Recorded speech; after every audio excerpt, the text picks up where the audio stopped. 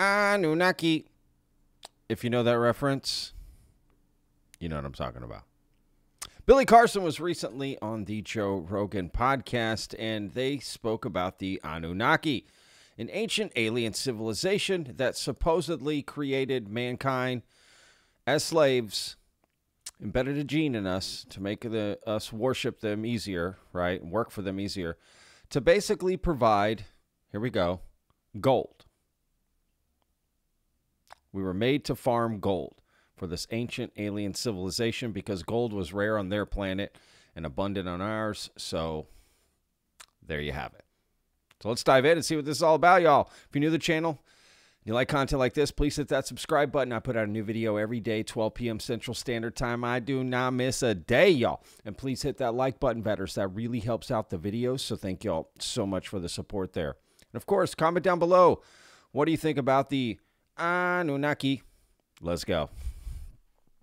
All right. Got this clip lined up again. Billy Carson on Joe Rogan talking about Annunaki. Let's go. Rogan experience. This is a good way to segue into like what you do, and because these subjects, so many of these subjects, so many people have like an instantaneous reaction. Yeah. And that instantaneous reaction is, oh, hogwash. Yeah. If this was true, I would already know about it. It would be taught in universities. Yeah. It would all be. But then you find out, like, no one is really just kind of trying to piece stuff together, specifically talking about these ancient tablets, which are, to me, some of the most interesting things about ancient history, particularly what came out of ancient Sumer. Yeah. Ancient Sumer, when you look at their tablets and, like, what are they saying? And why would they dedicate so much time to talking about this stuff? Exactly. Why do they have pictures of giant enormous people looking things with like a humanoid with a tail sitting on their lap? Like, what is this, just fiction? Yeah.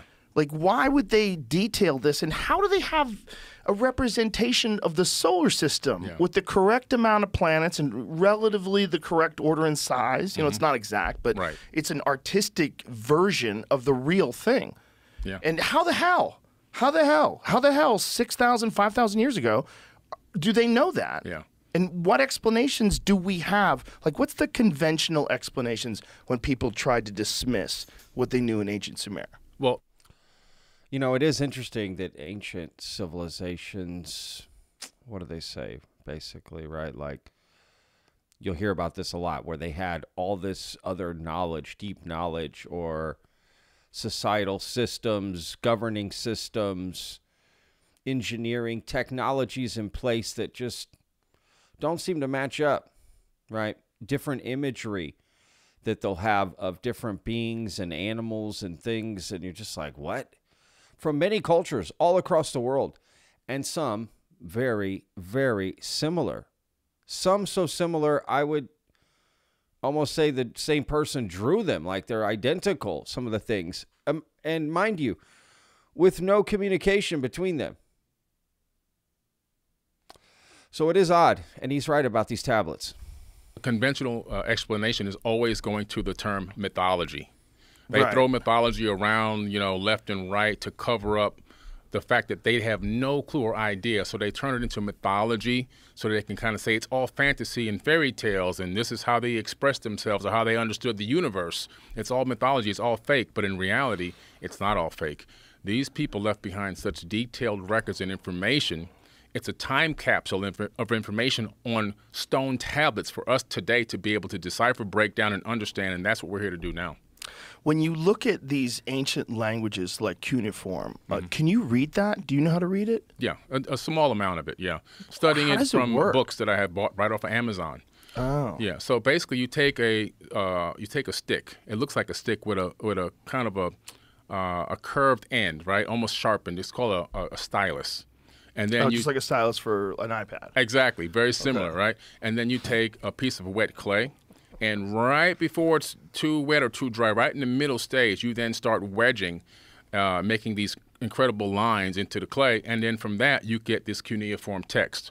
So this text literally, you know, some of the letters actually relate to complete ideas. But it's incredible work, and it takes a long time to do. And then you have to let this thing dry, and then it becomes stone. So, if people were supposed to be trying to worry about how they're going to get their next meal, shelter for the night, and all these kind of things, who has time to sit down and write these incredible works of art like the Epic of Gilgamesh, for example? Yeah. So I think they really were writing down, and also they were transcribing information that was given to them by these quote-unquote gods with a lowercase g. So interesting, right? And Joe, like stylus like an iPad. Yeah, an ancient iPad. It's very three-dimensional, right? Like digging into the clay and, right, you know what I mean? If you make a mistake, like, you're screwed, right? I mean, let's be real. There's probably some mistakes in those things, and the guy was just like, gonna leave it. God, so fascinating. Who knows? He kind of makes a good point. Like, how do you have time for this? I mean, just goes to show society, right? Protection, safety in numbers. It is fascinating. I agree. So when you're reading things like the Epic of Gilgamesh, the Epic of Gilgamesh, for people who don't know, is one of the oldest versions of a lot of the stories that you hear in the Bible. Very similar to them. There always seems to be a great flood. There's a few heroes. There's angry gods. There's a bunch of stuff going on.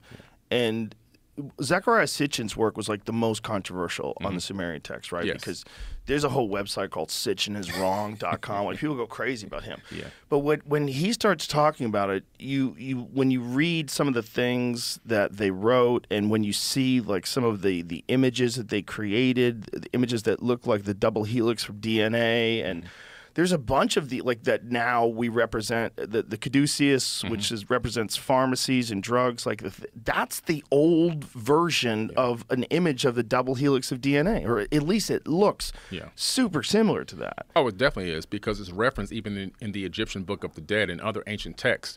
So there's no coincidences here. Now, Zecharia Sitchin, I don't particularly go by his work. Not because it's controversial. I believe he was one of the greatest researchers of all time. And the reason why is because he laid out so much information for us to begin to scratch our head and ask questions. But what I figured out was that by going through the UCLA CDLI online cuneiform digital library, say that fast 10 times, I was able to take stone tablets and decipher them myself. So anyone can go online to the UCLA CDLI online cuneiform digital library and read these stone tablets for themselves. You don't need Zecharia Sitchin. You don't need anyone else. And as I began to break these tablets down, do they have them transcribed, or are you reading the actual tablet? They transcribe them. They actually transcribe them into English for you. Is there controversy as far as, like, are there different versions of the transcription? Like, does some people think it's interpreted differently? Is, like, some debate about that? Only where it comes to where some of the text is missing. There could be pieces chipped off of tablets. Right. You see that corner missing from that tablet right there in the Epic of Gilgamesh. Just look how wild is that? Yeah. Just how wild is that exists? Yeah. And that this was... It's so hard for people to put in their brain 5,000 years of time, and that there's these people that have this very bizarre language. Like, when you look at that language, we don't even know what it sounds like, right? Right. No, and the language popped up out of nowhere. You're talking about a civilization that appeared out of nothing.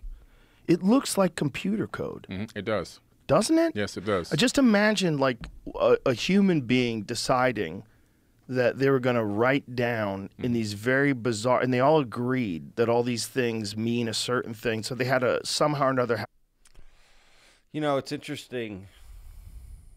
Do you read it right to left, left to right, up and down and up? It's very interesting that, like, it just became like that's how we would read it, right? It's like, why wasn't things wrote diagonally or something? Like, it's very interesting the way it's written. And very straight. Meaning it's meant to be read, right? Read aloud, maybe repeatedly.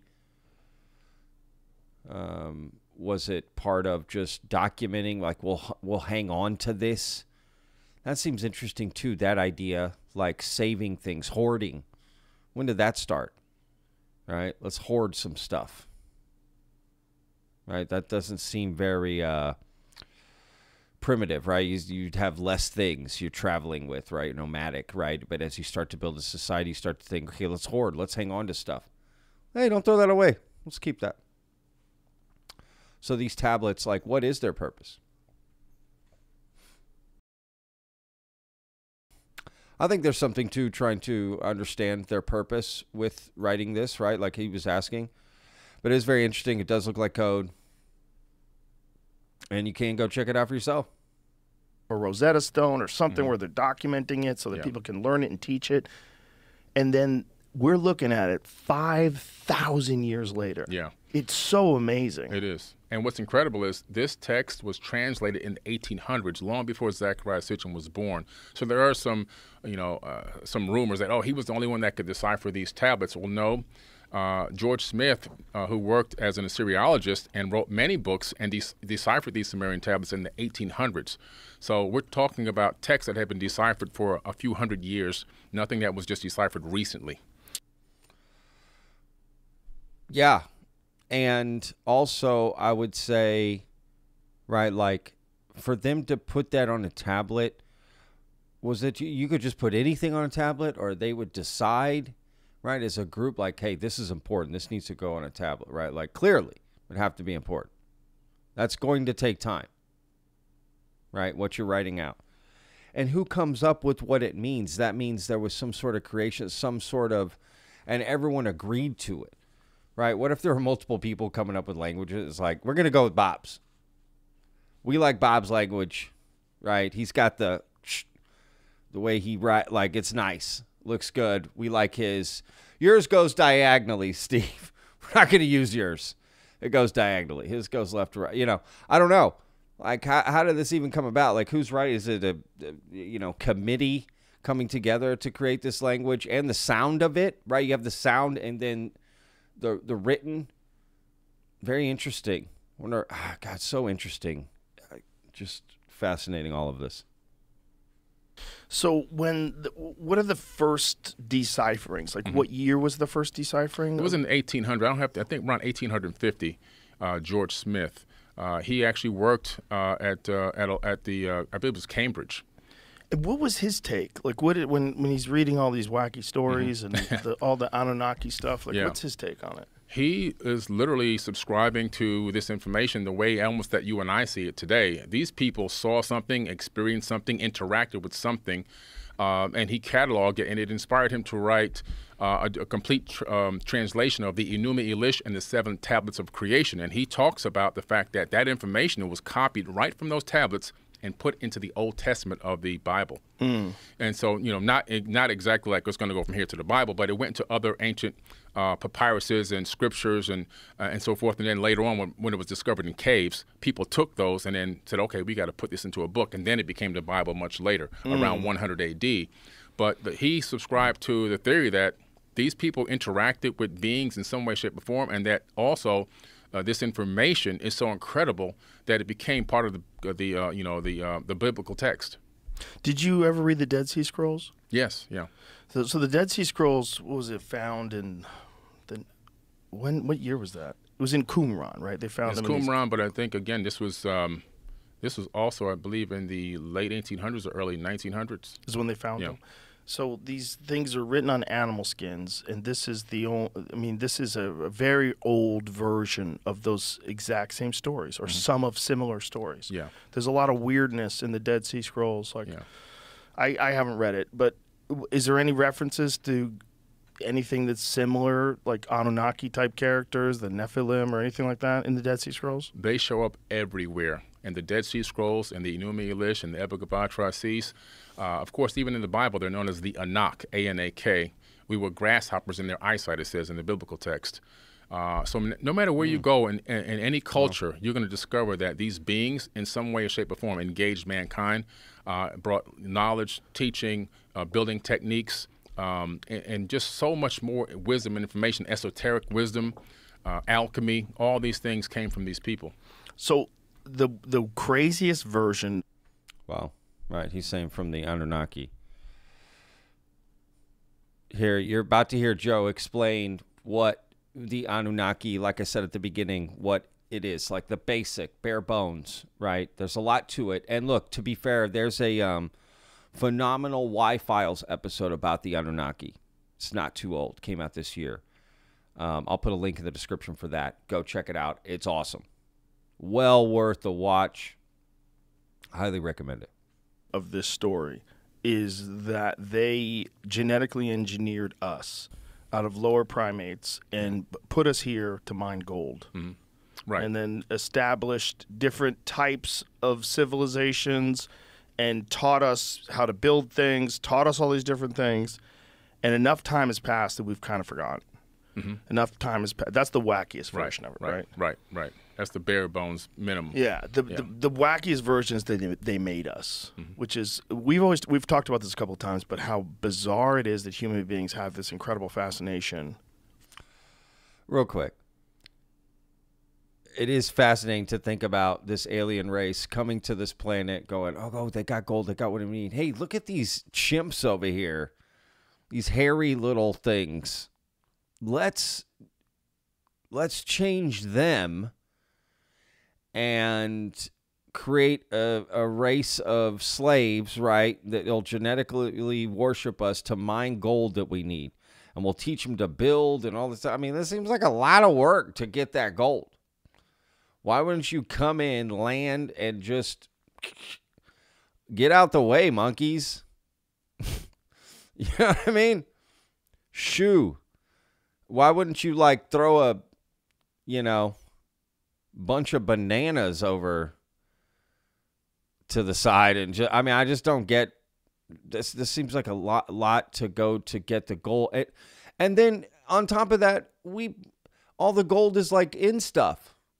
Like we still have gold. We use gold. Like they're not doing a good job getting it from us. And all the gold that is found, ancient gold, right? Like everything was built out of gold. Like they clearly were not doing a good job. Or we turned on the Anunnaki. Again, watch that Y-Files episode. It's really good, but it's fascinating. Gold.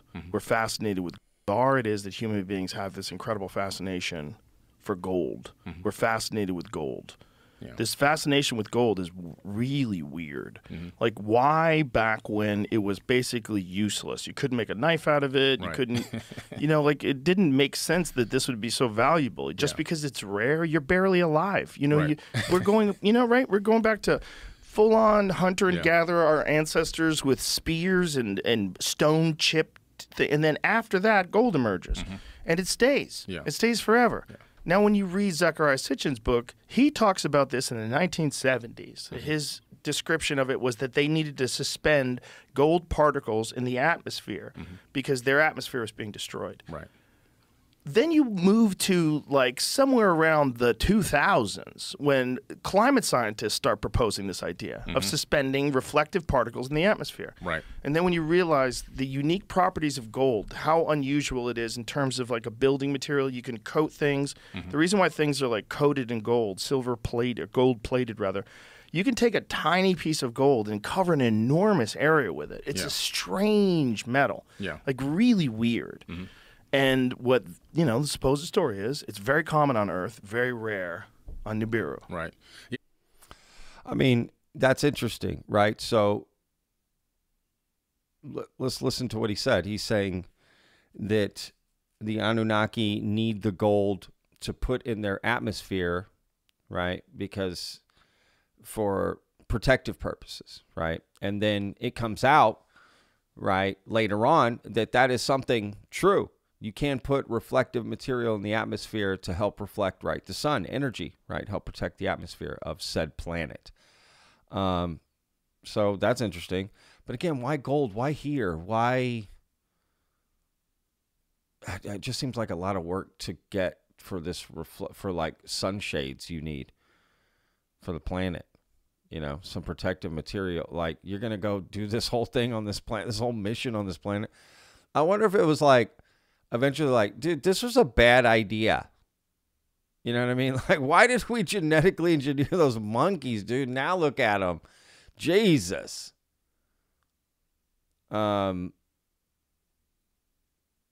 just seems like a lot of work. But it's interesting. I'm fascinated by all this and the ancient cultures and all that. So I really am. I really am. Yeah, that's the story. And now when I started looking into this gold thing myself, and here's what I came up with. So when you start analyzing the text, you discover that there was an encampment in a place called South Africa at Adam's Calendar. Okay. Now at Adam's Calendar, there's actually the very first gold mines discovered. They're dating them back to about 200,000 years ago. And that's incredible because there's a building there that looks like a worn down structure. Now, in the tablets, it talks about the fact that the Ijiji, who were the working class Annunaki beings who were cleaning out the Euphrates and Tigris River so they can create irrigation and, create a bustling civilization. Also, they were doing the actual construction themselves. No people needed, just them working. They were like the construction workers, and Anu and Enki and Enlil, these leader gods, were like, the foremen, the master architects and so forth, right? The boss. So these people were working, but they weren't supposed to be enslaved. They were volunteers. They got tired of doing the work, according to them, for about 250,000 years of labor on Earth, and also, according to them, on Mars. This is in the text. They call it Lamu. And so they decided to go to war against Enki and Enlil and Anu because their demands had not been met. So they went to meet them. Labor union strike. Atrahasis. They go to Adam's Calendar. They go to that same structure that was discovered where that gold mine is located. I was like, holy crap, there is some link here to gold. Specifically, exactly, I don't know. But I know if you're an advanced civilization, you need gold. And the people that you have working it for you probably think, it's to adorn or to adorn yourself or in recognition of the gods. So they'll wear it and they'll utilize it, but not for technology. But what's crazy is they go to war, they go to get ready to go to battle, and then Enki says, I have an idea that will stop this war. There's an existing being on this planet. Existing, not something that doesn't exist, existing. We can add our essence to it with a slain god. So they're talking about taking the DNA or genetics from one of themselves and mixing it with the DNA of the hominid that was here. It's not specified whether it was, an ape man or anything, but they don't specify in the tablets. But to create a worker being. And they began to do this genetic modification, probably disconnecting some of our DNA, making genetic modifications to us to get us to take orders from them. They inserted something called a worship gene, which was just discovered recently, that human beings have a gene inside of them that can be turned on and turned off. It can be turned off in a laboratory setting. It can also be turned off with a magnetic field around your head. And when it's off, you don't want to worship anything outside of yourself. You look inside. And when it's on, you look to get something from the outside. So this is incredible. And so they made us worship people. Gene yes. inside of us to make us worship them. Wow, how genius. It's incredible because then you're not a slave anymore. You're doing this for the honor of the gods. And for people who think all this talk is really crazy, I want to put into perspective that we talked about this the other day, that during which war was it where the Soviet Union was experimenting? It was scientists in the Soviet Union, correct? They're experimenting with creating a chimpanzee human being hybrid that they would probably send to war. Yeah. So instead of having regular people, we would make this monster, this freak, ape man, and send him to war and have him crush the enemies. Yeah. It's like just how crazy is that? They knew how strong chimps are. I got an idea. Let's turn a chimp human, and that way, if he dies, who gives a fuck? Right. We made him.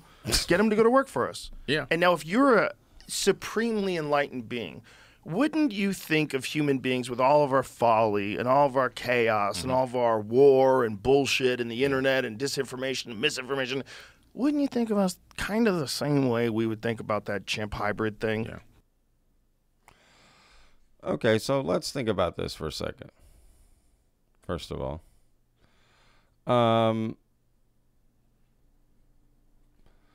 One, God, my wife does not have that worship gene. First of all, let me just say that real quick. I don't know about who else was thinking that. You were watching that. Yeah, that's interesting, right? They put this gene in to make us worship them. Like, how did they administer this? Like, so they saw this existing being. They want to add their essence, right, to the DNA. How is this happening? They sent out letters to everybody? Like, they went village to village or cave to cave? Like, I don't get it. Like, well, they usually hang down here by the river. Like, they got everybody? And then they started multiplying. Like, how long did this take? Well, I mean, I guess a long time. They were talking about 250,000 years on, and then they go on strike. Finally, someone just said, I've had enough. They go on strike, labor union strike, and the compromise is, okay, listen, guys, y'all don't have to work anymore. Let's take these little beings over here, add some of our essence to them, get them working for us. And then, how long will that take? What kind of compromise is that? That's going to take like another 1,000 years to get that workforce. What a deal. Time clearly works differently for them. But I don't know. I mean, that's fascinating, right?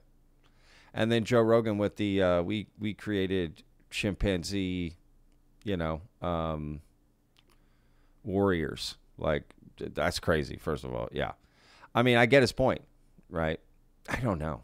It just seems like a lot of work to go through to make this happen, to get that one product, that one thing, the gold, right? So it's like, everybody wants that gold, baby.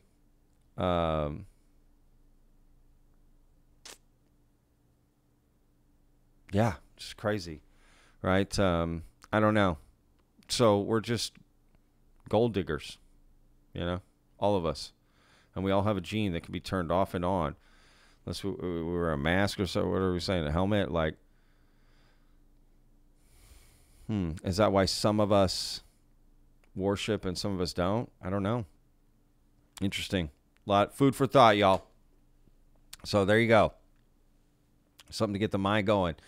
Have a discussion. All right, we'll see you guys on tomorrow's video. Remember, every day's a gift. Peace.